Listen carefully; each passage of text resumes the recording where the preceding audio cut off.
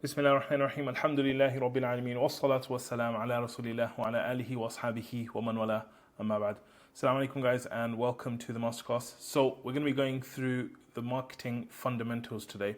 Now I just want to say before we begin that marketing is something that I've been studying since 1997. 1997 was the first year I started studying it. So it's been about 28 years. And even now, I feel like it's something that I'm still working on mastering. It's an art form, it's a science, it has so many things to it. So what I want to do in this short training session is actually take you through what I feel are probably the most important fundamentals today. And you have to remember that marketing has changed so much, especially in the last 15, 20 years with the advent of digital marketing. So I'm going to be taking you through the most basic things that I think are the most important things. And then, of course, we can have questions and other things. Now, while we're going through this, I want you to treat this a bit like a workshop. I want you to think about yourself. Think about the kind of projects that you want to do for the future. Think about anything that you're hoping to achieve. And really apply it as I'm going through. So whenever I'm going through a concept, I want you to relate it to yourself. I want you to think about the ideas you have in mind and what you're trying to achieve. And hopefully that will make it a lot more productive for you as well. I've also got a more in-depth resource which is going to help you outside of this training, and then hopefully that should take you where you need to go to. So let's begin. Bismillah. So the first question I have for you guys is, which one in terms of religions has the best marketing? Which religion do you feel has the best marketing of all? And you guys can just say it out, not a problem. Marketing wise, if you were to look from the outside, which religion do you think has the best marketing? Are we talking about like modern terms or in general, like the actual doctrine? I mean, not the doctrine, but like perception-wise, outside normal human beings looking at it, which do you think is the most appealing religion to people? I think. Go ahead. Buddhism, probably, because it's like has the least negative connotations in Western media. Okay, interesting. Buddhism. Anyone else? Yeah, I'd say Christianity or Islam because they have the most followers. Okay, cool. So when I was thinking about this, I thought something similar to what Rashid said. I thought that Buddhism probably is one of those religions where it's kind of fancy, it's kind of cool, it's kind of different. And amongst, if you think about elites and A-listers and stuff, people who are not typically, with their natural born religion, Buddhism seems to be one of those religions which kind of gets that kind of that best marketing feel. Now, what about the reality? Okay, which one actually has the best results? Well, research shows that Islam is obviously the fastest growing religion in the world. Now, people who are non-Muslim, they'd love to tell you that this is mostly because of population growth, right? That because Muslims are having more children, they're having quicker children in terms of like the spaces between them as well, and therefore the numbers of Islam is increasing significantly. However, even if you look at the conversion rates, this is someone who's not born Muslim but actually becomes Muslim, that person specifically, when we think about reverts, when we think about converts, we actually find that Islam is the fastest growing religion in that sense as well. So now the question is, what is the marketing of Islam? Now you think about yourself being born as a Muslim, someone who basically lives in the West. You have an idea of the marketing that goes on against Islam or the marketing that goes on for Islam. And if you look at a lot of research, they'll tell you, especially in the UK, US, other places, there's probably 30 or 40, I think it is, negative stories to positive stories when it comes to Muslims.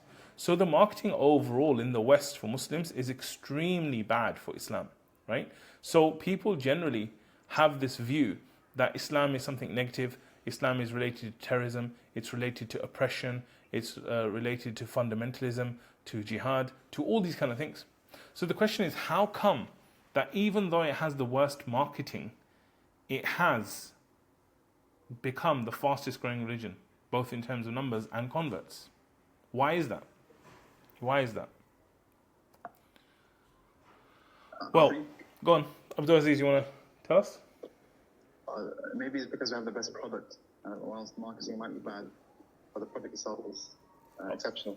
Okay, excellent. Very, very good. This is exactly the answer that I was looking for. So I want to tell you about something called Nasburger. Okay, so Nasburger is this place in Hounslow. It's still there today, but I remember about 15, 20 years ago, maybe more, it became very, very popular because of a specific burger that they do. Now I'll show you the burger. That's the Naz burger, right?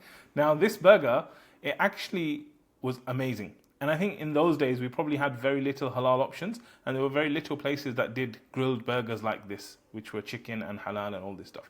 And I remember going to Naz Burger one time, and when I went there, the people there were not very friendly. The shop did not look very good, but business was amazing for them. Why was that?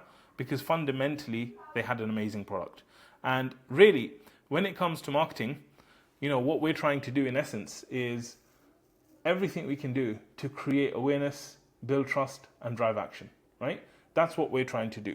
But fundamentally, what we need to realize is that the actual product trumps everything. So before you go and talk about marketing, you need to make sure that the product you have specifically is actually the best. And this is even more important when it comes to us as Muslims, because we don't want to be those people that have a really terrible product and we have great marketing. What do they call something when it has great marketing and it's actually really bad as itself? They call it a scam. They call it a scam because what you end up getting is not what you thought you'd be getting. So really what we need to do, especially as Muslims, we need to ensure that the products that we have, whether it's a product from a business perspective, whether it's an offering from a charity perspective, whatever it is, we need to make sure that the product itself is amazing. And we need to spend most of our time, most of our focus on the actual product. And when you do that, the product itself will make the marketing so much easier. So when we look at marketing, the definition we're using is everything you do to create awareness, build trust, and drive action. So there's loads of different, as you can imagine, it's a very detailed thing. So marketing has so many different definitions, but I really like this one. And this is something that kind of relates to when we were talking about public speaking and other things, that it's not just about the message getting across, but it's actually about building trust. It's about trying to drive action and having influence, okay? But what action do we want them to take? Like we're saying we want them to be driven towards some sort of action. What kind of action do we want them to take? So in this sense, I'm going to think about it from a money perspective because I think that will make it easier to understand. So I was doing this thing with my kids where I was trying to teach them basic rules to making money, right? And the first thing I said to them is that if you want to get something, you have to give something, right? And so to get money, you must give value. This is the way it works. Like you actually give money when you are going to receive value. And this is a very simple concept, that to get money, you must give value. But the question is, how is value created? How do we actually create value? Can anyone tell me why or how we create value?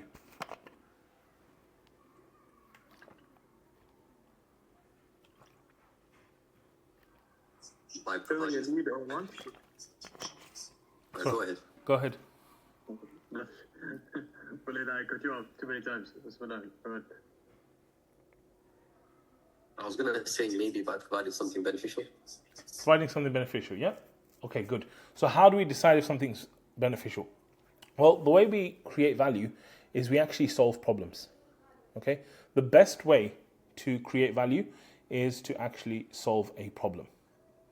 So the bigger the problem, the higher the value. So imagine if someone came around today and cured cancer. Can you see how that's a huge problem? And the value of that would be really huge in terms of actually getting paid for it. People would pay maybe millions to get completely cured from it, right? So the bigger the problem, the higher the value. So I'll give you an example. Water is a very good example, right? So this is actually a real life screenshot from a place. So now, if you think about a bottle of Evian, if I was to buy it somewhere in London, like a normal, let's say, shop in London, how much would it cost? How much would Evian cost of these? £1.50. Pound 50. Yeah? Okay, good. So me buying Evian, £1.50, £2. Okay? Now, if I buy that same water, okay, at an airport, how much do you think it would cost? Like double, 3 times the price. Yeah, maybe it'll cost £3, £4, £5, £6, right? This, by the way, is a real picture from a notoriously expensive airport. I don't know, you guys travel a lot, right? One of the most expensive airports you'll go to is actually in Turkey, right? So this is actually from Turkey, where they were charging €9, which is about £7 something, for Evian bottle. Now, when you go to other places, for example, I'm sure you guys don't, but if you were to go to somewhere like a club, you would find the prices of water are high as well. It's the same bottle of water, but in different places it costs different amounts. Now, in the last example I gave you, I was talking about here, this picture, right? So you imagine if someone is starving or basically dying of thirst, and there's a bottle of water there, maybe the value of that water could be £100. Maybe someone will pay £500 for that bottle, right? So it's the same thing. So value can sometimes be created by place. It doesn't necessarily have to be a process that it goes through. It could just be where the product is actually changes the value. Now, what problem should you solve? Because when we're talking about yourself, your future, your projects, the kind of things you're thinking about, what are the problems you should solve? And this relates in a big way to business ideas. Because a lot of people, they always think, well, if I could have the perfect business idea, then I'll have the perfect business and therefore I'll have the perfect marketing. So I'm going to share this resource with you, which is actually a workshop that I created, which is going to help you to come up with your dream business idea. But also we're going to go through it in a very basic way here, and then I'll share the resource with you guys so you can go through it in your own time as well. So the way we decide is we're actually going to go through a formula that we created called the 3 Ps. Okay, so there's 3 different Ps that we need to get clear on, and then from there we will decide exactly what the product is. So we're dealing with product creation first, and then we're going to go a bit deeper into the marketing. So the first P is actually the people. Okay, so who are the people that you want to serve? So this is something that you need to think about. Like, who is the person or the type of person that I want to be helping? That's kind of like the place you want to start. So for example, I might say that I want to help Muslims, right? And we're like, okay, that's good. Like, I want to help Muslims. That's the type of person I want to help, a Muslim, right? But one of the things we want to do is we actually want to niche down, and we want to get very, very clear on the exact type of person. So this is called a customer avatar. This is something that marketers use to try and create a picture of the type of person that they are targeting. So what you want to do is, when you figure out who you want to serve, you want to make a real life picture of this person, right? So you want to actually give them a name. You want to say, are they male or are they female? So I might say, okay, I'm going to work with a brother called Ahmed. His name is going to be Ahmed. Okay, how old is Ahmed? Well, we're not going to say he's 25 to 35, because no one's 25 to 35. He might be 25, 26, 27, 28. But what we want to do is we want to define the person in as much detail as we can. And you can see here, we've got their goals, we've got their values, we've got their challenges, we've got their pain points. This kind of stuff, by the way, as marketers, we used to have to do all of this manually, right? So I would sit there and I would think, right, it's going to be Ahmed, he's going to be around about this age, he's going to have these goals, he's going to have these values, he's going to have these challenges, he's going to have these pain points. But the amazing thing is that today, you can go to ChatGPT, tell them roughly what you're trying to do, and they will create a detailed avatar for you. So it's really, really amazing how easy marketing has become because of these kind of tools that we have. So you want to get very clear, like when you're thinking about the person you want to help, who is that person? And so in my example, let's say Ahmed, I'm thinking of Ahmed. Ahmed is a 32-year-old man, okay? He's a 32-year-old man, Muslim, he lives in London, and he is divorced, okay? So this is the type of person I want to help. So I could say I want to help divorced Muslim men in the UK, right? That is a rough idea of the kind of people that I'll be choosing. Now, the next thing after you've chosen the people is actually to choose the problem. This is the second P. What problem are you going to solve? Because when I start to get to know more about Ahmed, I'm going to realize that there's lots and lots of different problems that he has in his life. And we said that the way you actually create value is by solving problems. So now I have to decide, which problem am I going to actually solve? Because Ahmed probably has loads of problems. He might have the problem of wanting to get married again. He might have the problem of wanting a better job. He might have the problem of wanting to buy his own house. He might have the problem of not being able to get a halal mortgage. He might have all kinds of problems that he wants fixed. So I have to choose that. Now I've decided this is the person I want to serve or help. What is the problem that I want to actually help with? So at this point, there's 2 pieces of advice that I would give to you when choosing the actual problem. The first thing is that you want to make sure that this is a painful problem. Okay? This is a painful problem. Why? Because when it comes to problems, people have different problems and they take action on the painful ones. So it's a bit like, do you want to sell painkillers or vitamins? Painkillers or vitamins, right? So vitamins are like nice to have. Painkillers are things that people usually want right now. So you want to choose the most painful problem, and you want to make sure it's a problem that they're willing to pay for. Okay, so there are certain problems that I have in my life which I'm willing to pay for, and there are some problems I have in my life which I'm not willing to pay for. So you need to decide that when you are choosing a problem, especially when it's business orientated, you want to choose a painkiller and you want to choose something that they are willing to pay for. Now, why would we kind of do this? Because fundamentally what happens is right now they are in a current state and they desire to get to the desired state. And this is the problem. This is the crux of the matter, that right now they are in a certain state and they desire to transform into a different state. So when we're thinking about the problem, this is the way we should be thinking. Like, where is this person right now? Once the problem is solved, where will this person actually go? Now, once you've kind of thought about the problem, once you've picked the problem and you say, right, I said I'm going to go for divorced Muslim men. Ahmad's a divorced Muslim man. What's the biggest problem in his life? Well, I would say that the biggest problem in his life is his relationship with his ex-wife, because he has 2 children and now he is struggling with his relationship with his ex-wife, and because of that he's really worried about his children. So what I'm going to be doing is I'm going to be helping divorced Muslim men with the problem of dealing with their ex-wife and raising children separately. That's the problem that I'm going to be doing. The final thing, the final P, is actually the promise, also known as the solution. Like, what is the solution that we should basically give someone like this? So for someone like Ahmad, I might say the solution is for him to have an amazing relationship with his ex-wife so that he can raise happy, healthy children, right? That would be the solution. Now, this thing that you see in front of you, this is actually called a before and after grid.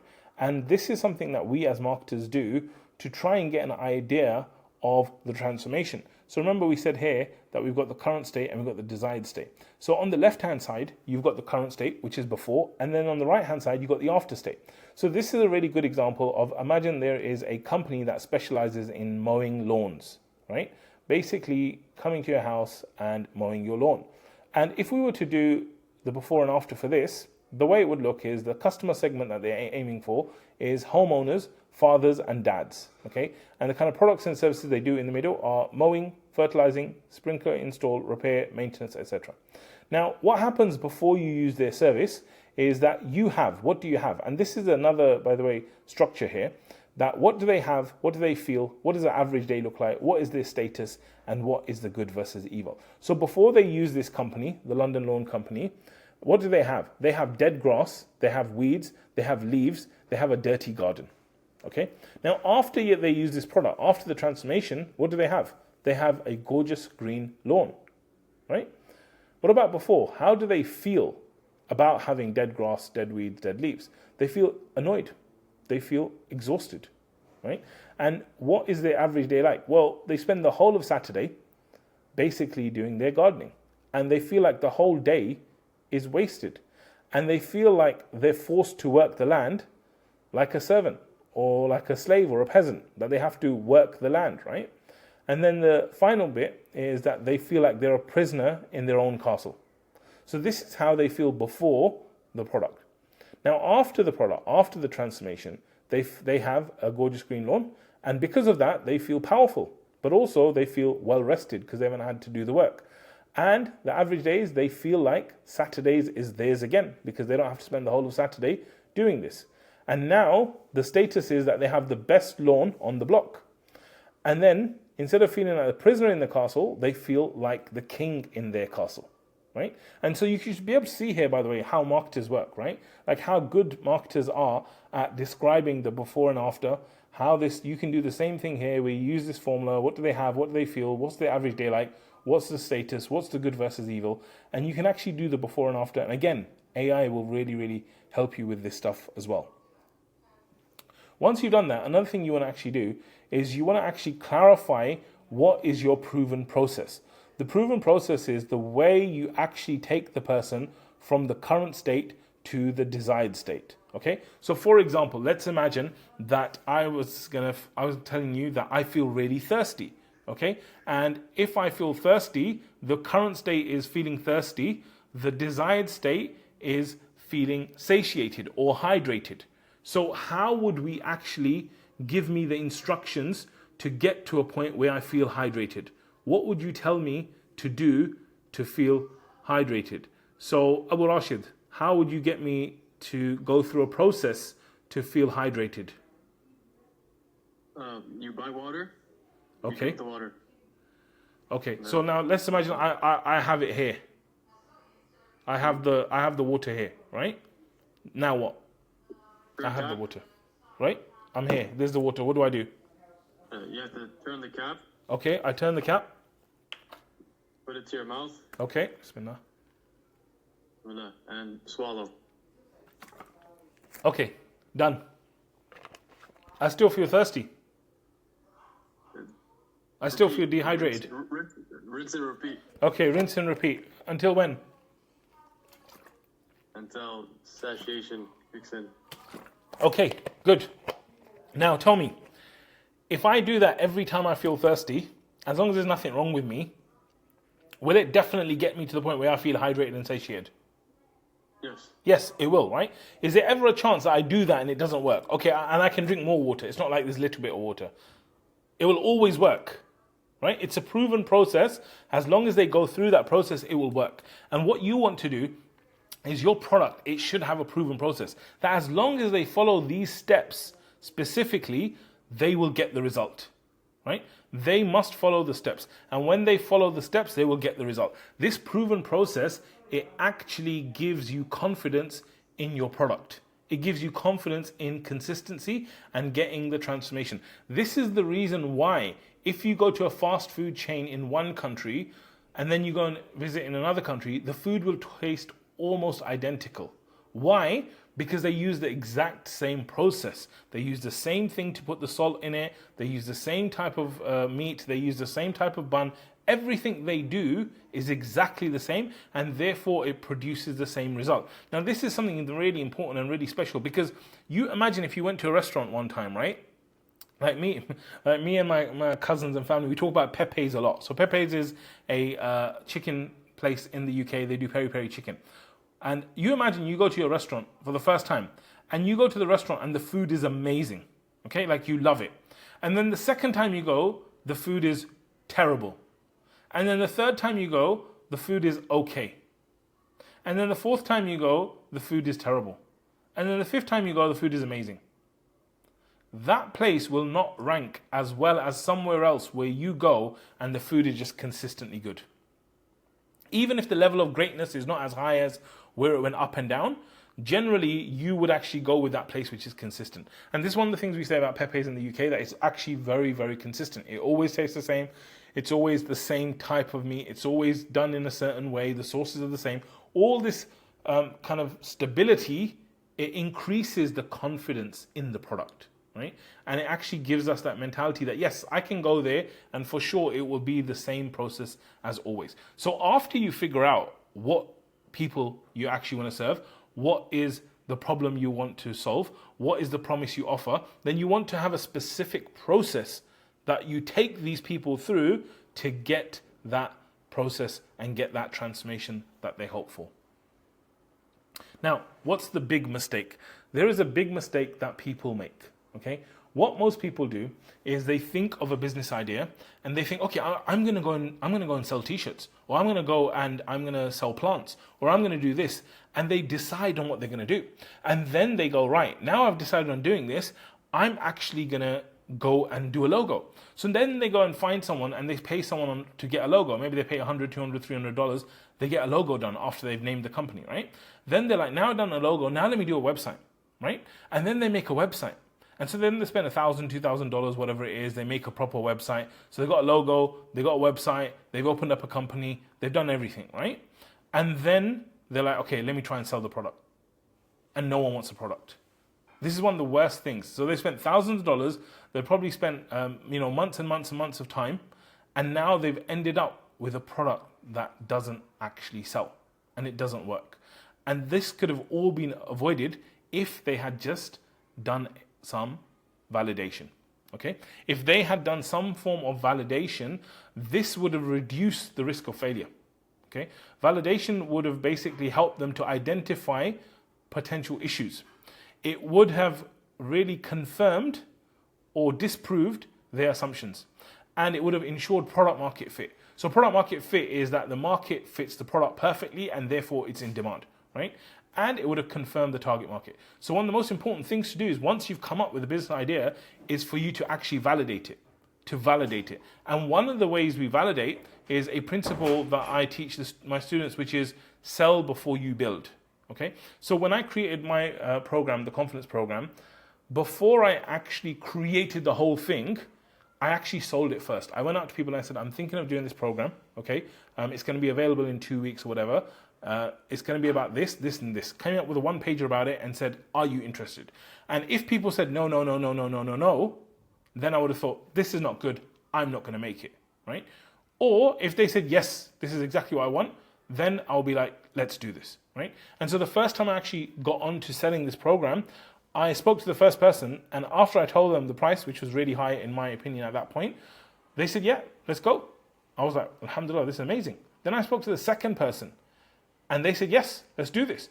And I was like, this is good. 2 out of 2, good enough for me. I'm going to go and build it. And that's exactly what I did. So you need to make sure that once you have an idea, you have to validate the idea that is it something that will actually be wanted by the market. And the best way to validate it is actually to get some sales. Because once you sell it, that's different to your brother or your sister saying, oh, that's a really good idea. Like, go to people and tell them an idea, and just to be nice, people will say to you, oh, that's a really good idea, I like it. But if you say to them, okay, great, bro, how about you give me the first £50 for it? They'll be like, oh, sorry, bro, it's not really for me, I'm not sure about it, maybe it's better for someone else. All these excuses will come up, right? So you want to make sure that you actually validate your programs, your products, whatever it is you're doing, you want to have some form of validation to ensure that you're going to spend time, money, effort on something that will work in the long term, inshallah. Now, once you've actually done that, then you need to focus on getting people on board. So once you actually have a really great product, you want to make sure that you go out and you tell the world about it, right? Now, I want you to imagine that you are a woman and you are in a street and a random guy comes up to you and he says, Assalamu alaikum, my name's Mohammed, let's get married. What do you think, Gulid, most women would do in that situation? Maybe call the police. Call the police, yeah? Call the police, run away, something like that. Why would they call the police? Because they don't know who you are. They don't know anything about you whatsoever. Exactly, right? Well, they don't know anything about you. You've just come out of nowhere and you just ask for a commitment. Now, this is the way most people do their marketing, okay? So they'll go out to people that don't know them at all and they'll say, let's get married, okay? They won't say it about marriage, but they'll say it about commitment. And so what we need to realize is that when we're doing marketing, we have to realize that there is a natural journey that happens when it comes to relationships. And so when you are dealing with marketing, you are doing exactly the same thing. You are going through a certain relationship. And if you look at something like this, as marketers, we call this the customer value journey. So it starts at the top left, right? Where suddenly they become aware of who you are, right? You become aware of who they are. And so in a context of getting married or something like that, you may just see that person, they may just see you, they become aware of each other. Then engaging is when you actually speak to them or you connect in some form, okay? Then after that, they may actually subscribe, right? So they might actually join a newsletter, for example, in the essence of marketing or something like that. They may just, look at your website. And then at some point, they're going to convert, right? They might give you their email address. They may actually buy from you. And then after they convert, they're going to be excited by what they got. And they're going to be really happy about it. And then we have this thing called ascension, which basically means that first, they might buy one product, and then they might buy another product, and then they might buy another product. And this is actually what happened with me when I think about my journey on Apple. So I was completely against Apple. I remember when I got married, my wife had an Apple MacBook, and she was basically saying she wants to get a MacBook. And I was saying, no, MacBooks are a rip-off. Like, you're going to pay 3-4 times the cost, and you could get 3-4 laptops for that much. So forget it, just get a laptop. And I remember many years later, alhamdulillah, like my wife, amazing, she got me this present when our first child was about to be born, and she bought me an iPad. So this was my first experience of the Apple ecosystem. And I was blown away by the actual operating system, all this kind of stuff. Just imagine like 10, 15 years ago, first time you've ever seen an iPad and you go through it, right? So I thought this iPad's amazing. And I started using the iPad. And then I remember like my work laptop had to get upgraded. So because I had already bought an iPad, I was like, you know what, why don't I check out MacBooks? So I checked out a MacBook and then I bought a MacBook. And then I was like, phone time, I had to upgrade my phone. And I was like, okay, I've always used HTC, right? Something very old. But why don't I try iPhone? And then I tried an iPhone. And you see how basically I've ascended from a very basic product all the way to the highest products that they do. And this is what happens with people. They will start on your journey with maybe something free, and then they might buy something very cheap from you, and then they might buy something more regularly from you, and then they might buy a high ticket product from you, and this is what happens. And then after that, what happens is that they actually become an advocate. There's someone that really, really loves your product. There's someone who becomes like a raving fan, and they actually go out and promote it and tell other people about this amazing thing that you do. This is the kind of customer value journey that you want to be taking people through when it comes to your organizations, whatever you're trying to do in terms of your projects, your businesses, your products. Now, I want to give you a brief introduction to funnels. Funnels is something that they talk a lot about marketing, and with the advent of digital marketing, it's become a huge thing. In a simplistic form, a funnel is just a customer journey. I want you to think about it just like we talked about this. You think about it like this, but at the top of it, you've got the most amount of people. That's why it's a funnel, because at the top of the funnel, people become aware of you. These are the most amount of people. And at the top, there'll be some people who will stick with the funnel and others who will exit it, right? In the middle of the funnel, this is people who actually start to find out more about you, more about your solutions, more about what you do. And then at the bottom of the funnel, you have these people who are actually going to buy from you. So you have top of funnel, middle of funnel, bottom of funnel. So just think of the funnel as a customer journey. So I want to simplify business for you. And I want to say, imagine that you have this product now, or you have this organization, or you have this offering. There are three main things you need to do. The first thing you need to do is you need to attract the right type of person, the avatar that you chose. Once you've attracted them, then you need to convert them. Because at the moment, they're just someone who is kind of looking at what you're doing. They're kind of interested, but they haven't converted. And a conversion could be, you know, them buying something. It could even be them giving you an email address. And then the last thing is to deliver. So actually deliver the product, deliver the offering that you are doing and what they're expecting. Basically the transformation. So you can simplify your whole business, your whole organization in these three buckets: attract, convert, and deliver. So let's go through some of these specifically. First of all, attraction. So when it comes to attraction, the way to think about this is stimulus and response. So you imagine you're going to put something out there and it's going to attract the right type of person. Now, in order for you to do that, you have to make sure that you have the right market, the right medium, and the right message. Okay? So now I want to go to someone like, who should we go to? Let's go to Saad. So Saad, imagine if I was going to target 18-year-old men. Okay? And I decided that I'm going to advertise on AIY news. What do you think about that decision? Firstly, they probably don't even know what AIY news is. I don't even know. So is that a good thing to do or not? Terrible. Why? Because that's not in their face. Yeah, they're not actually watching that channel. No. Right? So the medium that you choose is really important. Getting your market right is important, and that's what we talked about with the avatar sheet.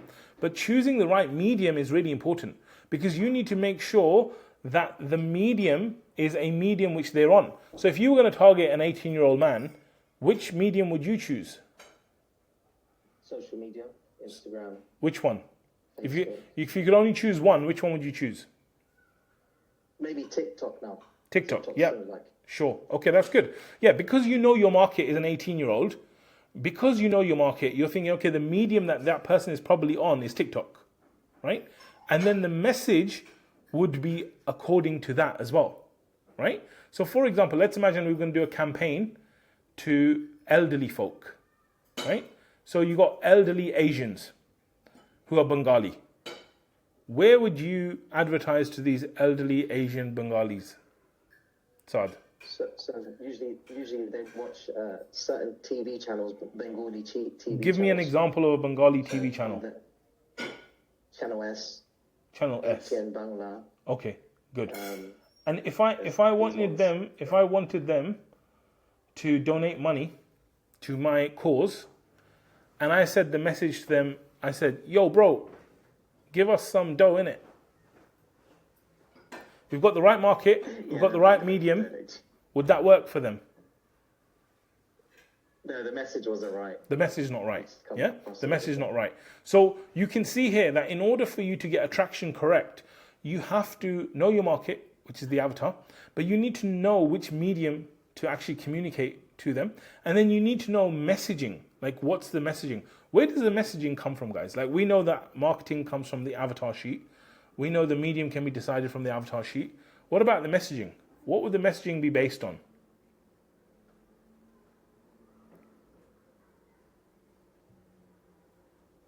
Not too sure. The tools we discussed before. Yeah, but which one specifically? So let's go, let me show you the tool again, right? Like, let's go to somewhere here. Where do you think we could actually find the messaging from? Well, right there, no? Yeah, but which part?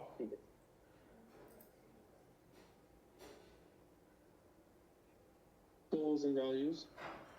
Yep. You have So to do a little bit of all of it. you could go goals and values, right? Okay, so you could be like, look, do you want to, land the best job in the IT field, or do you want to work in Silicon Valley, right?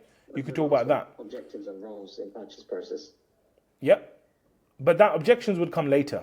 That's not what you would use at the start to attract them, Oh, okay. right? You have to show what problem are you solving. Yeah, you could go to challenges and pain points. So in the example that I gave, I might say, like, I'm helping Ahmed, who's a divorced Muslim man. I might say to him something like, is your ex-wife stressing you out?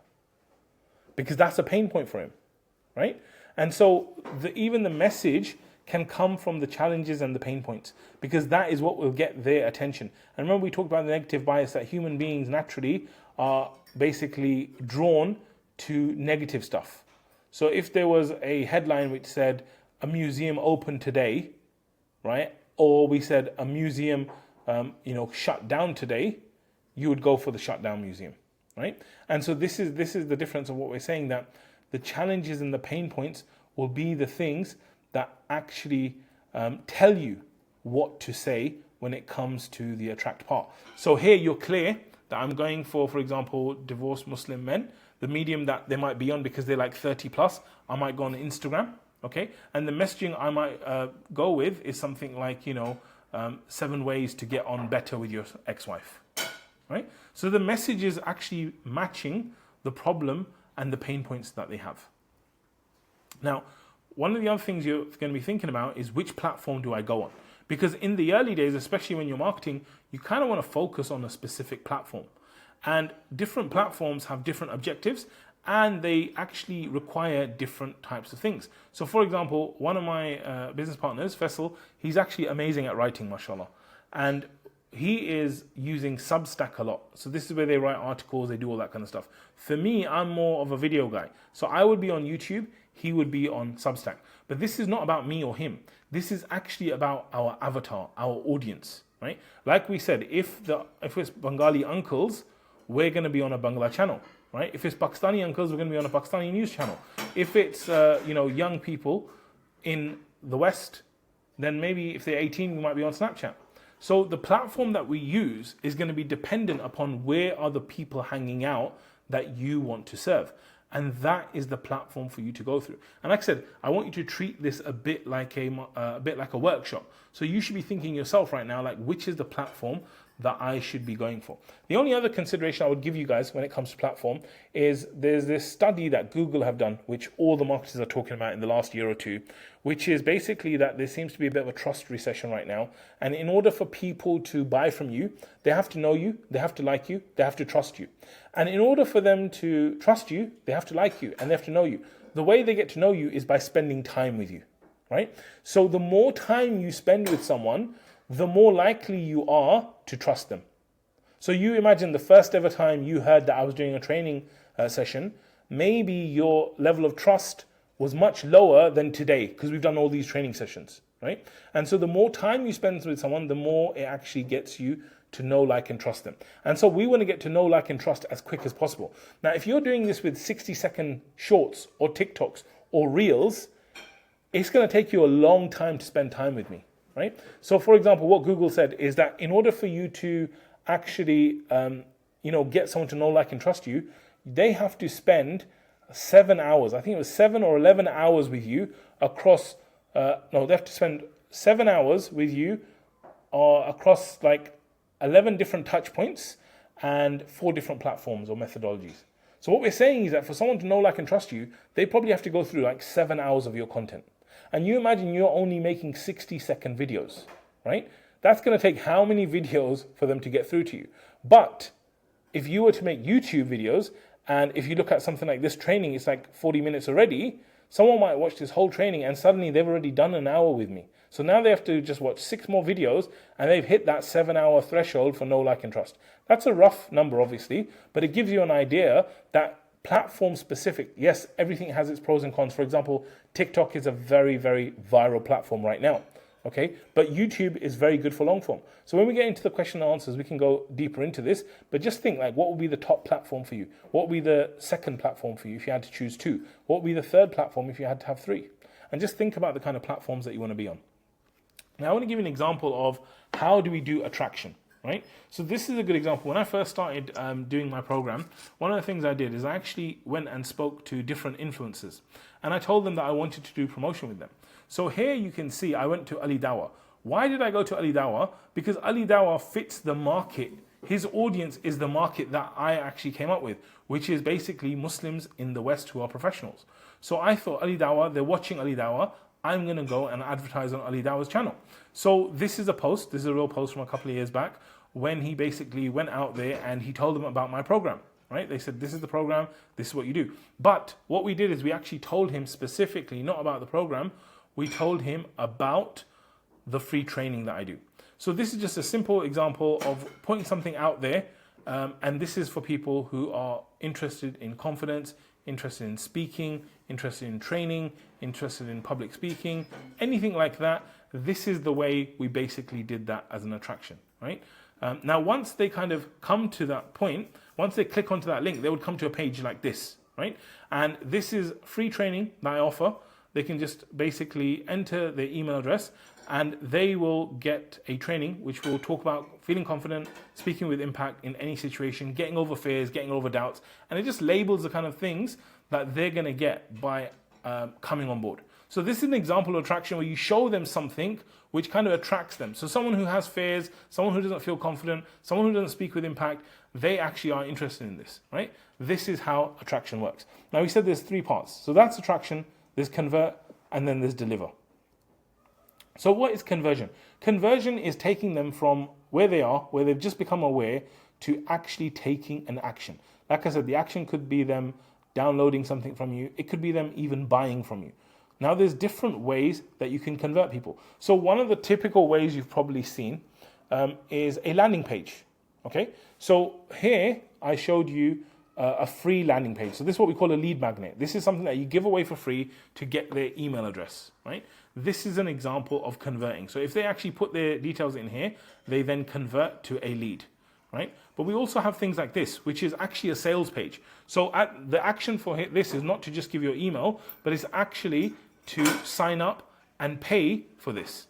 So what they would need to do is they would click the button and they would pay. Once they pay, they would then convert to becoming someone who is now a customer as well. So if you have something which is low ticket, $20, $30, $40, something like that, you can actually get them to convert just by a page, right? Even up to a few $100s, you could do it just by a sales page, right?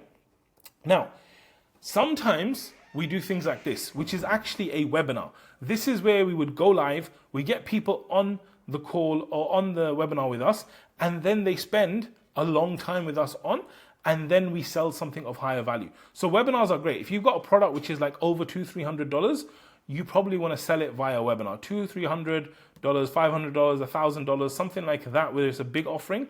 You want to sell it over a webinar because they come, they spend an hour, hour and a half, 2 hours with you. You explain how it all works. And by the end of it, they know, like, and trust you. And they feel like this is the solution for them, right? Another form of conversion is actually what I used to do with my program, which is they would come in, they would do the sales video. And if they watched the video, they got value, they left, that's no problem. But some people will be like, okay, this video is really helpful. I want more help. And so what they would do then is they would book a meeting with my team and they would fill in a survey where they would basically tell us a little bit about themselves, their struggles, what they're struggling with, what they want help with. And then they would have a phone call with someone in my team. Now, sales phone calls are actually one of the best ways of conversion. And people will sell anything from, $2,000 to $20,000 to maybe even $100,000 over the phone, because this is a one-to-one experience where you're talking all your fears, frustrations, anything that you want to ask is all being addressed. So you can see there's different conversion mechanisms. It does depend a lot on the price and what you're selling, but you'll find that most of the people use one of the conversion methodologies that we're talking about here. And then we said attract, convert. So we've gone through convert in a very rough way. And then we've got deliver, right? So deliver is where you basically give them the product. You give them the transformation. Now, in a knowledge business, like, you'll see there's different ways of doing it, right? So for example, I might do an ebook. Okay. So in the old days, ebooks were really good. Like, you pay $25, you get an ebook. It tells you how to do something, right? Then you also have things like group coaching. So you might have a group coaching program where people come onto a call and you teach them stuff. Or you might have an online course where they log in, they watch videos, they go through the training. Or you might have a hybrid where you basically have a course and coaching together. You might even have in-person stuff that you do. There might be events that you do. It might be face-to-face coaching. There's lots of different ways of you delivering the transformation. It really depends on what you're doing. If it's a service, if it's a digital product, if it's a physical product. But the point is that they have to receive. This is the part where the customer actually receives the thing of value and you do it really, really well. So this is like the overview, what I want to give you. Of course, we're going to questions and things like that right now. But I want to say that I'll give you a resource which is going to help you to figure out your 3 Ps. It's a bit of a workshop. You can go through it in great detail. And I'll put the link below for that as well. So you can go through all of that and hopefully that will help you with your 3 Ps as well, inshallah.